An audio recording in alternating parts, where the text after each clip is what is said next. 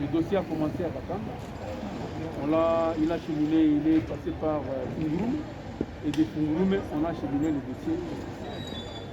Le confrère Yard intervient dans le dossier en tant que membre des familles.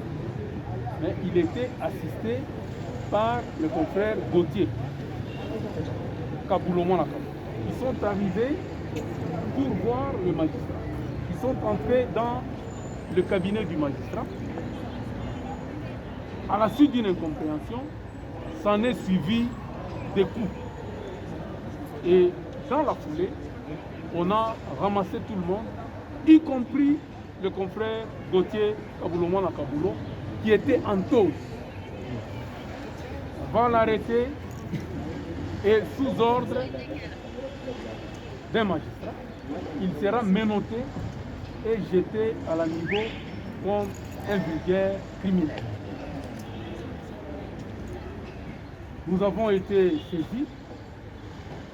Les membres du Conseil de l'ordre nous ont précédés, quelques membres, et nous sommes arrivés, nous avons vu le procureur, nous avons eu à échanger avec le procureur, et c'est après des heures qu'on obtiendra la libération du confrère Kaboulo pendant Kaboulo.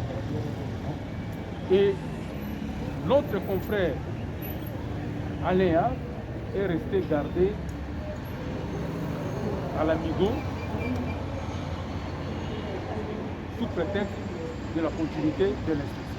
Vous êtes avocat, vous pouvez imaginer ce qui peut justifier de tels agissements. Alors, qu'est-ce que la démarche de l'avocat dicte?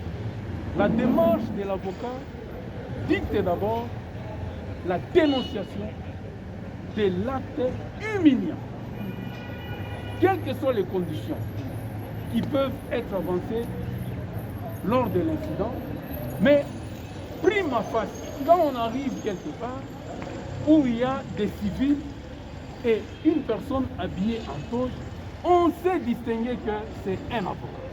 Tout à fait. Chose grave, ceux-là qui sont censés être auteurs des coups n'ont pas été menottés. Parce que s'il y avait une confusion, on pouvait dire, bon, on a menotté tout le monde, y compris l'avocat. Mais cibler l'avocat pour le menotter, cela dénote, n'est-ce pas, du dénigrement. C'est vraiment l'expression de la négligence à la dernière expression de la qualité d'avocat. Parce que la personne la plus vulgaire dans cette masse, dans cette foulée, c'était l'avocat. Il a été amené à l'amigo. Non seulement on l'a gardé menotté, mais on a raccroché la menotte au ferron.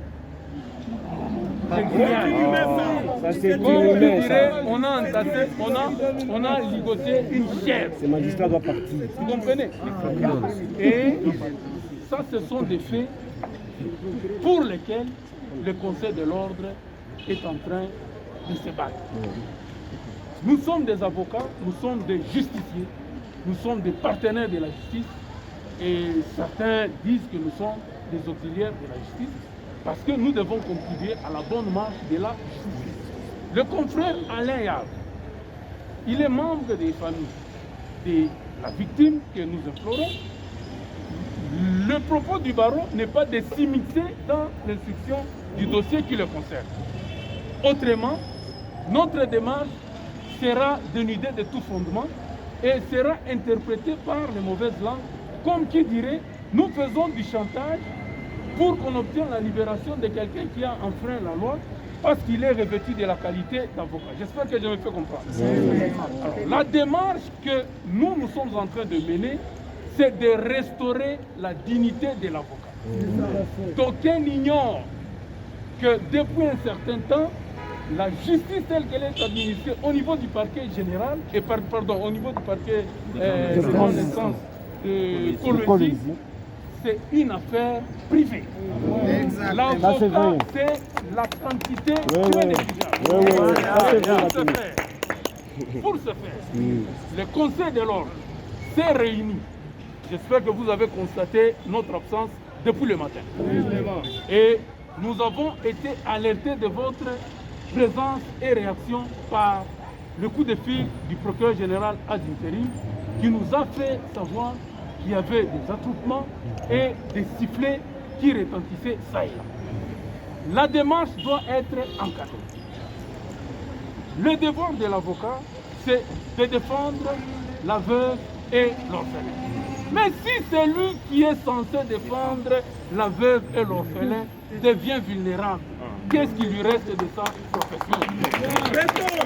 Le magistrat, comment il s'appelle? Nassor aussi. Douglas. Il doit partir. Les magistrats font l'objet d'une plainte en bonne et due forme déposée par le barreau.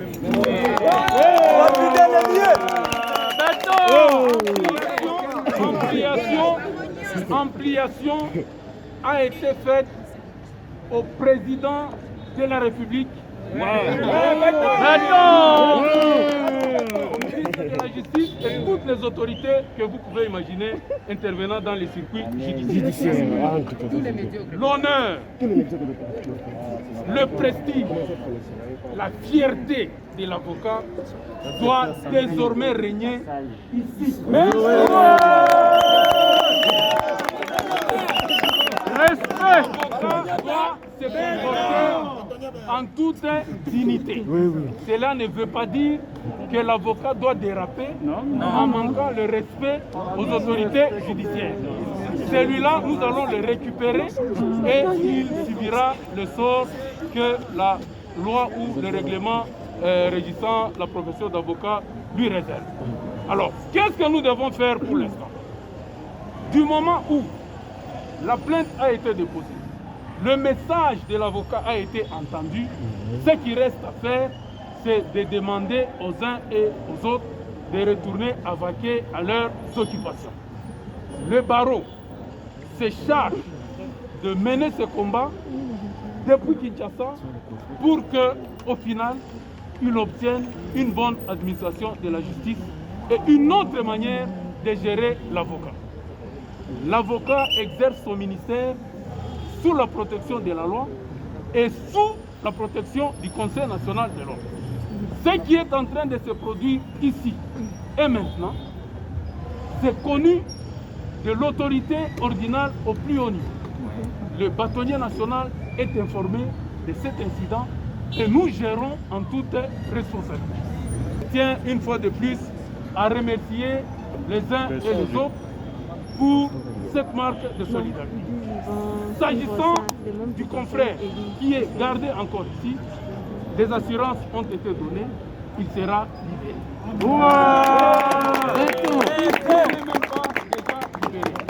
Et donc, pour éviter que notre démarche soit biaisée, en toute discipline, vous savez que c'est la discipline qui caractérise toujours l'avocat. En toute discipline, je demande donc aux uns et aux autres d'ôter la toge et de prendre la voie indiquée.